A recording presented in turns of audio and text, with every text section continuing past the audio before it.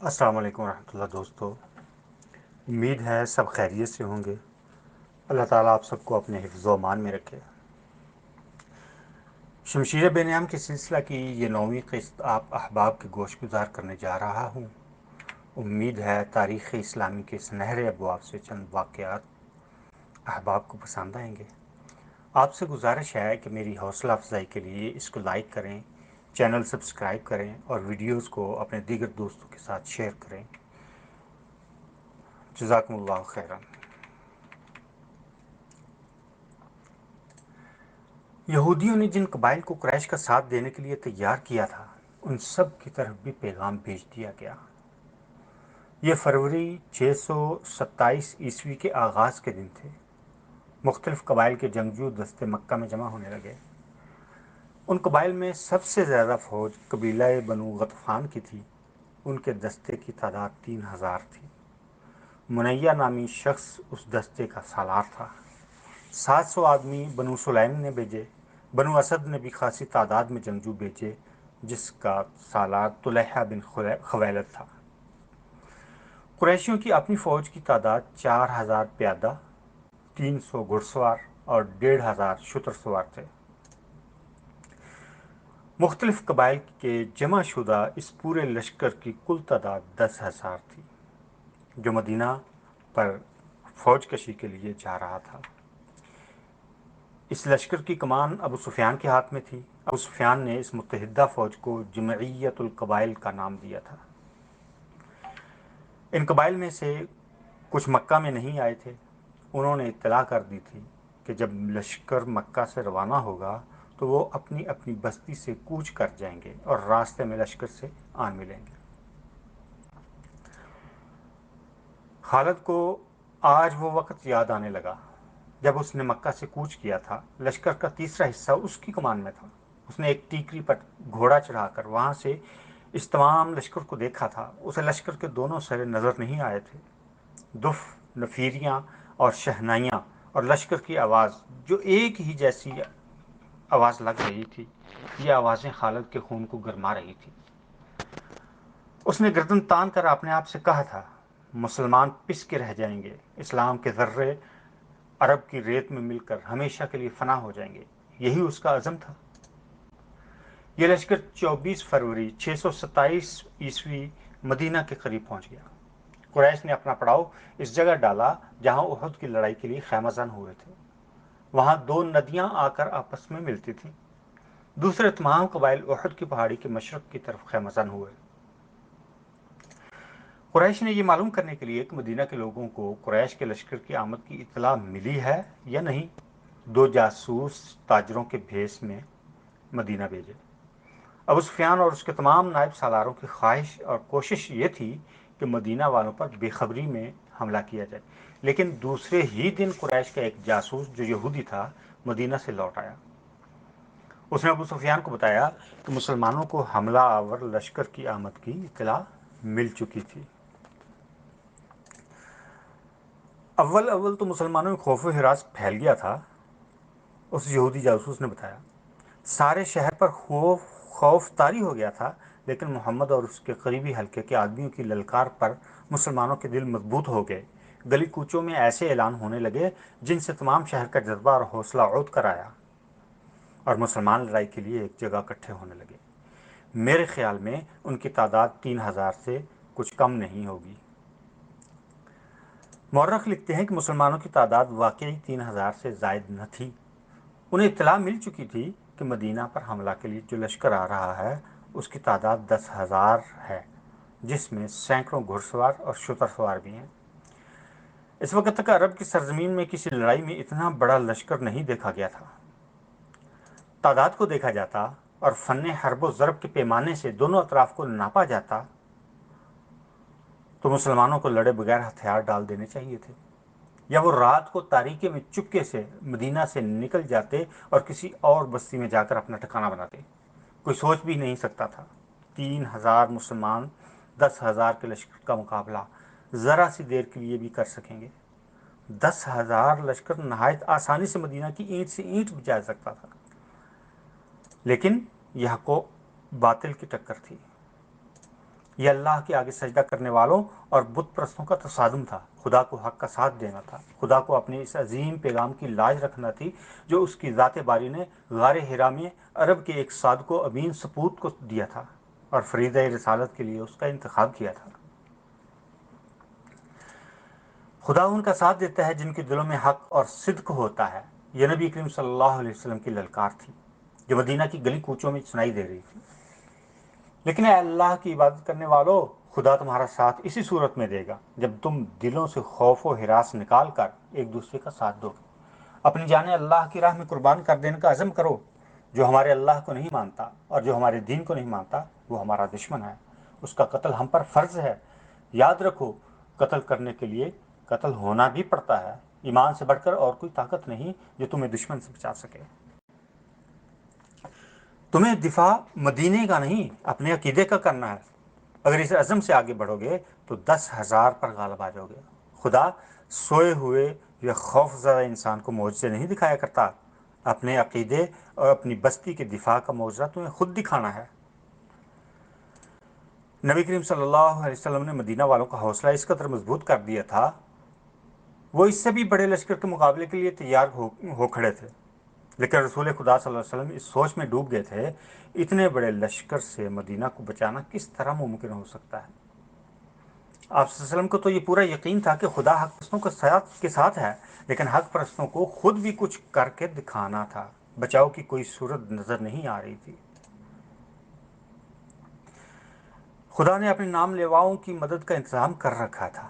وہ ایک انسان تھا جس نے عمر کے آخری حصے میں اسلام قبول کیا تھا۔ اس انسان کا نام سلمان فارسی تھا۔ سیدنا سلمان فارسی آتش پرستوں کے مذہبی پیشوا تھے کبھی، لیکن وہ شب و روز حق کی تلاش میں سرگرداں رہتے تھے۔ وہ آگ کو پوجتے تو تھے، لیکن آگ کی تبش اور چمک انہیں وہ راز نظر نہیں آتا تھا جسے وہ پانے کے لیے بےتاب رہتے تھے۔ عقل و دانش میں ان کی ٹکر کا کوئی نہ تھا۔ آتش پرست انہیں بھی اسی طرح پوجتے تھے جس طرح وہ آگ کو۔ جب سلمان فارسی رضی اللہ عنہ کی عمر بڑھاپے کی دہلیز پھیلان کر خاصی آگے نکل گئی تو ان کے کانوں میں عرب کی سرزمین کی ایک انوکھی آواز پڑی، خدا ایک ہے، محمد اس کا رسول ہے۔ یہ آواز سلمان فارسی رضی اللہ عنہ کے کان میں گھر بیٹھے نہیں پڑی تھی، ان کی عمر علم کی تلاش میں سفر کرتے گزر گئی تھی۔ وہ تاجروں کے قافلے کے ساتھ شام میں آئے تھے، جہاں قریش کے تاجروں کے قافلے اور کچھ مسلمان تاجر بھی جایا کرتے تھے۔ قریش کے تاجروں نے سلمان فارسی کو طنزیہ اور مزاحیہ انداز میں بتایا، ان کے قبیلے کے ایک آدمی کا دماغ پھر گیا، اس نے نبوت کا دعویٰ کر دیا۔ دو ایک مسلمانوں نے عقیدت مندی سے سلمان فارسی کو نبی کریم صلی اللہ علیہ وسلم کا عقیدہ اور آپ صلی اللہ علیہ وسلم کی تعلیمات سنائی۔ سیدنا سلمان فارسی رضی اللہ عنہ یہ سن کر چونک پڑے۔ انہوں نے ان مسلمانوں سے کچھ اور باتیں پوچھیں، جو انہیں معلوم تھا وہ انہوں نے بتایا، لیکن سلمان فارسی رضی اللہ عنہ تشنگی محسوس کر رہے تھے۔ وہ اتنا متاثر تو ضرور ہو گئے تھے کہ انہوں نے نبی کریم صلی اللہ علیہ وسلم تک پہنچنے کا فیصلہ کر لیا۔ کچھ عرصہ بعد ہی سیدنا سلمان فارسی رضی اللہ عنہ رسول خدا صلی اللہ علیہ وسلم کے مقدس سایہ عاطفت میں آ بیٹھے تھے۔ انہیں وہ راز مل گیا جس کی تلاش میں وہ مارے مارے عمر گزار رہے تھے۔ انہوں نے رسول اللہ صلی اللہ علیہ وسلم کے دست مبارک پر اسلام قبول کر لیا۔ اس وقت تک سیدنا سلمان فارسی بڑھاپے کے آخری حصے میں پہنچ چکے تھے۔ اپنے ملک میں سیدنا سلمان فارسی صرف مذہبی پیشوا ہی نہ تھے، وہ جنگی علوم کے ماہر تسلیم کیے جاتے تھے۔ اس دور کے مذہبی پیشوا بھی جنگ و جدل اور سپاہ گری کے ماہر ہوتے تھے، علم و ادب کے عالم بھی سپاہی ہوتے تھے، لیکن سلمان فارسی رضی اللہ عنہ کو خدا نے جنگ و جدل کے امور میں غیر معمولی ذہانت دی تھی۔ اپنے ملک میں جب کوئی لڑائی ہوتی تھی یا دشمن حملہ آور ہوتا تھا تو سلمان فارسی کو بادشاہ طلب کر کے صورتحال ان کے آگے رکھتا، ان سے مشورے لیتا۔ نامور سالار بھی ان کے شاگرد تھے۔ سیدنا سلمان فارسی رضی اللہ عنہ اس وقت مدینہ میں رسول اکرم صلی اللہ علیہ وسلم کے صحابہ کرام رضوان اللہ علیہم مجمعین میں شامل تھے۔ رسول اکرم صلی اللہ علیہ وسلم نے یہ صورتحال جو قریش نے آپ صلی اللہ علیہ وسلم کے لیے پیدا کر دی تھی، سیدنا سلمان فارسی اور دیگر چند صحاب رضوان اللہ علیہم مجمعین کے آگے رکھی۔ خندق کھودو جو سارے شہر کو گھیرے میں لے لے۔ سلمان فارسی نے مشورہ دیا۔ رسول اکرم صلی اللہ علیہ وسلم اور وہاں بیٹھے ہوئے تمام صحابہ کرام اور سالار ایک دوسرے کے منہ کی طرف دیکھنے لگے۔ سلمان فارسی نے یہ کیا کہہ دیا؟ عرب خندق سے واقف نہ تھے، فارس میں جنگوں میں خندق کا رواج تھا۔ سب کو حیران دیکھ کر سلمان فارسی رضی اللہ عنہ نے بتایا کہ خندق کیا ہوتی ہے، اس سے دفاعی کام کس طرح سے لیا جا سکتا ہے۔ رسول کریم صلی اللہ علیہ وسلم نے جو خود تاریخ کے نام اور سالار تھے، خندق کی ضرورت اور افادیت کو بخوبی سمجھ لیا، لیکن آپ صلی اللہ علیہ وسلم کے دیگر سالار شش و پنج میں پڑ گئے۔ ان کے لیے اتنے بڑے شہر کے ارد گرد اتنی چوڑی اور اتنی بڑی خندق کھودنا ناقابل فہم تھا، لیکن انہیں رسول کریم صلی اللہ علیہ وسلم کا حکم ماننا تھا۔ خندق کی لمبائی، چوڑائی، گہرائی کا حساب کر لیا گیا۔ رسول خدا صلی اللہ علیہ وسلم نے خندق کھودنے والوں کی تعداد کا حساب کیا۔ آپ نے کھدائی کا کام اس تعداد پر تقسیم کیا تو 110 آدمیوں کے حصے میں 40 ہاتھ کھدائی آئی۔ رسول خدا صلی اللہ علیہ وسلم نے دیکھا کہ لوگ خندق کو ابھی تک نہیں سمجھے، وہ کھدائی سے ہچکچا رہے ہیں، تو آپ صلی اللہ علیہ وسلم نے کدال اٹھائی اور کھدائی شروع کر دی۔ یہ دیکھتے ہی مسلمان کدالیں اور بیلچے لے کر نعرے لگاتے زمین کا سینہ چیرنے لگے۔ ادھر سے اس وقت کے ایک شاعر حسان بن ثابت رضی اللہ عنہ بھی آ گئے۔ حسان مشہور نعت گو تھے جنہیں رسول کریم صلی اللہ علیہ وسلم اکثر اپنے ساتھ رکھا کرتے تھے۔ اس موقع پر جب مسلمان خندق کھود رہے تھے، سیدنا حسان رضی اللہ عنہ نے ایسے اشعار ترنم سے سنانے شروع کر دی کہ خندق کھودنے والوں پر وجد اور جنون کی کیفیت طاری ہو گئی۔ خندق کی لمبائی چند گز نہیں، اسے میلوں دور تک جانا تھا۔ شیخین کی پہاڑی سے لے کر جبل بنی عبید تک یہ خندق کھودنی تھی۔ زمین نرم بھی تھی اور سنگلاخ چٹانیں بھی، اور نہایت تیزی سے مکمل کرنی تھی کیونکہ دشمن سر پر آنگ بیٹھا تھا۔ قریش کا لشکر اس عجیب و غریب طریقۂ دفاع سے بے خبر احد کی پہاڑی کی دوسری طرف خیمہ زن تھا۔ ان کو یوں لانے کے پیچھے یہودیوں کا ہاتھ تھا۔ چلتے چلتے خود خالد کو اپنی آواز سنائی دی۔ اہل قریش تو ٹھنڈے پڑ گئے تھے، ان پر مسلمانوں کی دھاک بیٹھ گئی تھی۔ خالد کا گھوڑا اپنی مرضی کی چال چلا جا رہا تھا۔ مدینہ ابھی دور تھا۔ خالد کو جھمپ سی محسوس ہوئی۔ اس کے قبیلہ قریش نے اسے شرمسار کر دیا تھا۔ اسے یہ بات اچھی نہ لگی تھی۔ یہودیوں کے اکسانے پر اس کے قبیلے کے سردار اور سالار ابو سفیان نے مدینہ پر حملہ کا فیصلہ کر لیا تھا، لیکن بہرحال وہ خوش تھا کہ حملے کا فیصلہ تو ہوا۔ اتنا بڑا لشکر جو سرزمین عرب پر پہلی بار دیکھا گیا، یہودیوں کی کارستانیوں سے ہی جمع ہوا تھا، لیکن خالد اس پر بھی مطمئن تھا کہ کسی نے تو یہ کام کیا، لشکر تو جمع ہو گیا۔ وہ اس روز بہت خوش تھا۔ اتنے بڑے لشکر کو دیکھ کر ہی مسلمان مدینہ سے بھاگ جائیں گے۔ اگر مقابلے پر جم بھی گئے تو گھڑی دو گھڑی میں ان کا صفایا ہو جائے گا۔ وہ اس وقت تو بہت ہی خوش تھا جب احد کی پہاڑی کی دوسری طرف یہ سارا لشکر خیمہ زن تھا۔ جس صبح حملہ کرنا تھا، اس رات اس پر ایسی ہیجانی کیفیت طاری تھی کہ وہ اچھی طرح سو بھی نہ سکا۔ اسے ہر طرف مسلمانوں کی لاشیں بکھری ہوئی نظر آ رہی تھیں۔ دوسری صبح جب قریش اور دوسرے اتحادی قبائل کا لشکر جس کی تعداد 10,000 تھی خیمہ گاہ سے نکل کر مدینہ پر حملہ کے لیے شہر کے قریب پہنچا تو اچانک رک گیا۔ شہر کے سامنے ایک بڑی گہری خندق کھدی ہوئی تھی۔ ابو سفیان جو لشکر کے قلب میں تھا، لشکر کو رکا ہوا دیکھ کر گھوڑا سر پر دوڑاتا آگے کو گیا۔ قریش کے جنگجو کیوں رک گئے ہیں؟ ابو سفیان چلا رہا تھا۔ طوفان کی طرح بڑھو، محمد کے مسلمانوں کو کچل ڈالو، شہر کی اینٹ سے اینٹ بجا دو۔ ابو سفیان کا گھوڑا جب آگے گیا تو اس نے گھوڑے کی لگام کھینچ دی اور اس کا گھوڑا اسی طرح رک گیا جس طرح اس کے لشکر کے تمام سوار رکے ہوئے کھڑے تھے۔ اس کے سامنے خندق تھی، اب کہ اس پر خاموشی طاری ہو گئی۔ خدا کی قسم، یہ ایک نئی چیز ہے جو میری آنکھیں دیکھ رہی ہیں، ابو سفیان نے غصیلی آواز میں کہا۔ عرب کے جنگجو کھلے میدان میں لڑا کرتے ہیں۔ خالد بن ولید کو بلاؤ، اکرمہ اور صفوان کو بھی بلاؤ۔ ابو سفیان خندق کے کنارے گھوڑا دوڑاتا لے گیا۔ اسے کہیں بھی ایسی جگہ نظر نہیں آ رہی تھی جہاں سے اس کا لشکر خندق عبور کر سکتا۔ یہ خندق شیخین کی پہاڑی سے لے کر جبل بنی عبید کے اوپر سے پیچھے تک چلی گئی تھی۔ مدینہ کے مشرق میں شیخین اور لاوا کی پہاڑیاں تھیں۔ یہ مدینہ کا ایک طرح سے قدرتی دفاع تھا۔ ابو سفیان دور تک چلا گیا۔ اس نے دیکھا کہ خندق کے پار مسلمان اس انداز سے گھوم پھر رہے ہیں جیسے پہرا دے رہے ہو۔ اس نے گھوڑا پیچھے موڑا، اپنے لشکر کی طرف چل پڑا۔ 3 گھوڑے اس کی طرف سر پر دوڑے آ رہے تھے جو اس کے قریب آ کر رک گئے۔ وہ خالد، اکرمہ اور صفوان کے گھوڑے تھے۔ کیا تم دیکھ نہیں رہے کہ مسلمان کتنے بزدل ہیں؟ ابو سفیان نے ان تینوں سے کہا۔ کیا تم کبھی اپنے راستے میں رکاوٹ کھڑی کر کے یا رکاوٹ کھود کر اپنے دشمن سے لڑے ہو؟ خالد پر خاموشی طاری تھی۔ آج مدینہ کی طرف جاتے ہوئے اسے یاد آ رہا تھا، وہ اس خیال سے چپ نہیں ہو گیا تھا کہ ابو سفیان نے مسلمانوں کو بزدل جو کہہ دیا تھا وہ ٹھیک تھا، بلکہ وہ خاموش رہ کر وہ اس سوچ میں کھو گیا تھا کہ یہ خندق بزدلی کی نہیں، دانش مندی کی علامت تھی۔ جس کسی نے شہر کی دفاع کے لیے یہ طریقہ سوچا تھا وہ کوئی معمولی عقل والا انسان نہیں تھا۔ اس سے پہلے بھی اس نے محسوس کیا تھا مسلمان لڑنے میں اپنے جسم کی طاقت پر ہی بھروسہ نہیں کرتے، وہ عقل و دانش سے بھی کام لیتے ہیں۔ خالد کا دماغ ایسی ہی جنگی چالیں سوچتا رہتا تھا۔ مسلمانوں نے بدر کے میدان میں نہایت تھوڑی تعداد میں ہوتے ہوئے قریش کو بہت بری شکست دی تھی۔ خالد نے اکیلے بیٹھ کر اس لڑائی کا جائزہ لیا تھا۔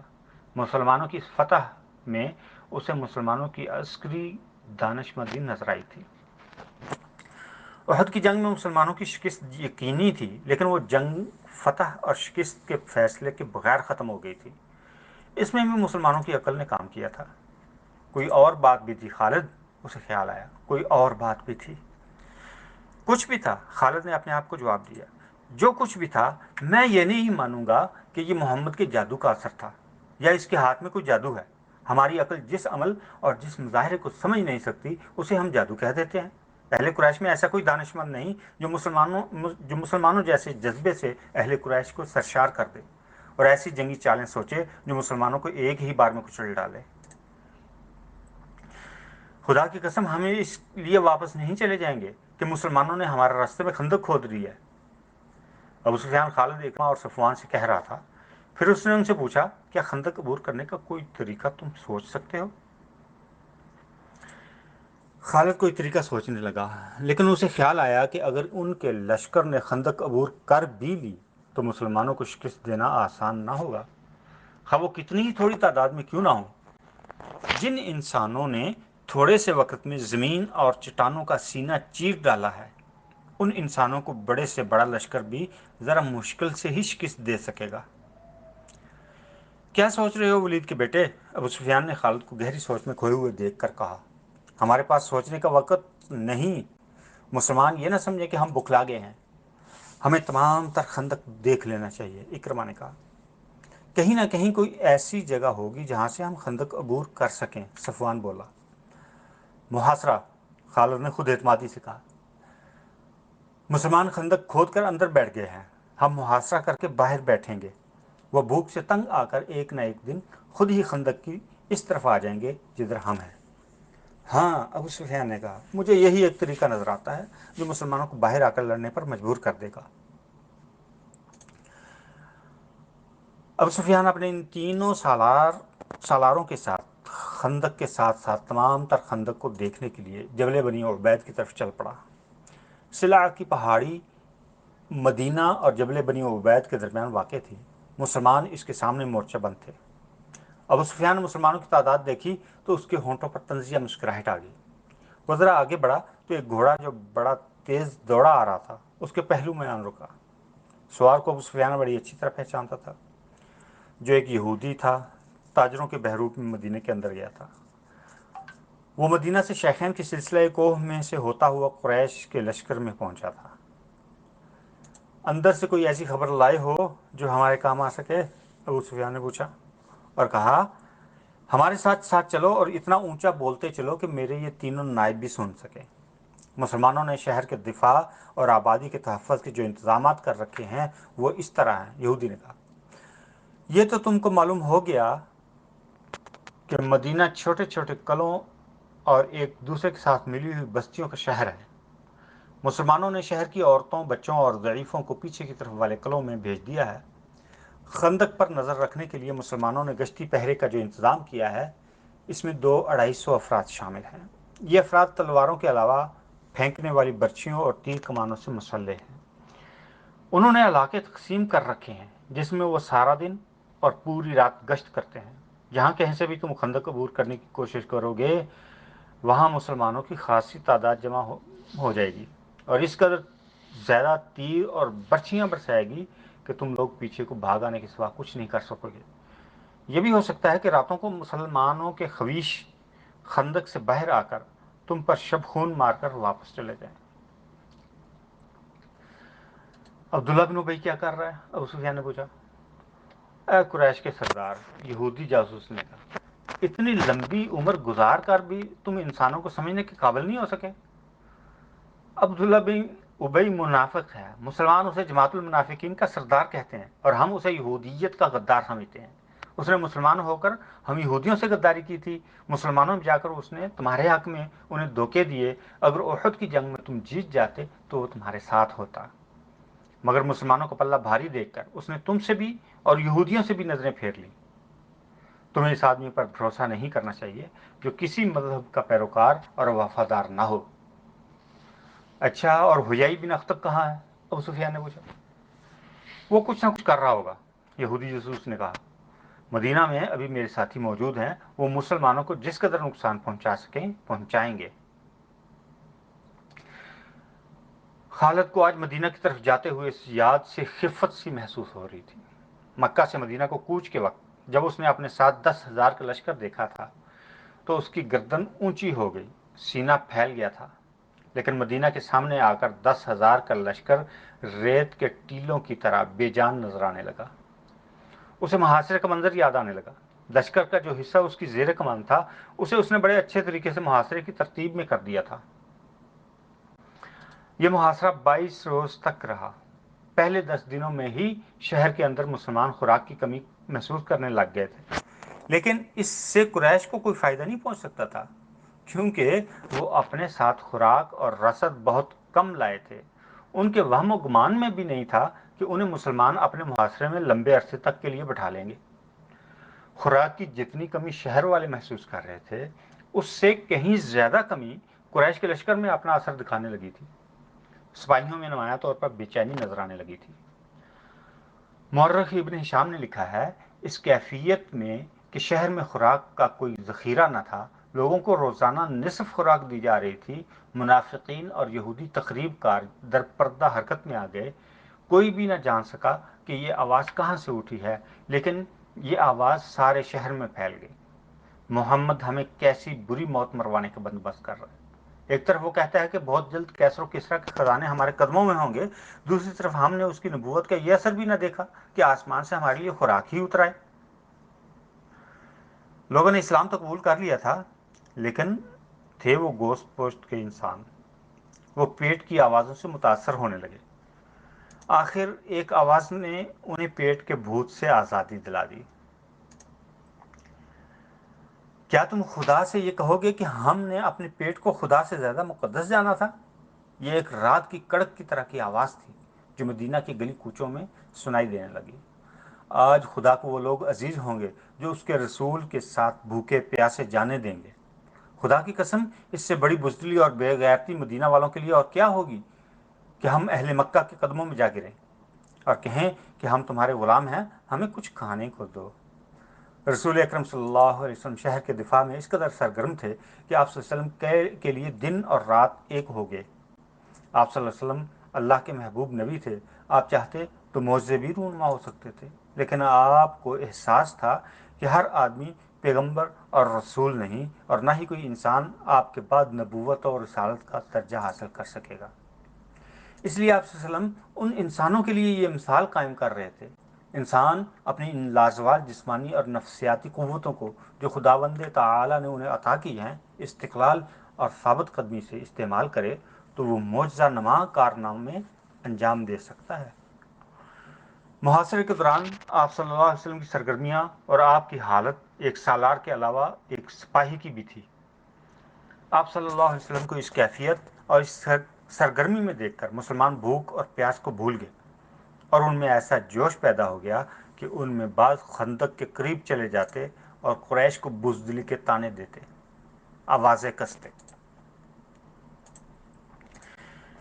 سیدنا خالد بن ولید رضی اللہ عنہ سے متعلق اس سلسلہ شمشیر بے نیام کے بقیہ واقعات اگلی قسط میں بیان کیے جائیں گے انشاءاللہ۔ اللہ تعالیٰ آپ کو خوش رکھے، شاد رکھے، آباد رکھے۔ اجازت دیجیے، اگلی قسط میں ملاقات ہوگی۔ اللہ حافظ۔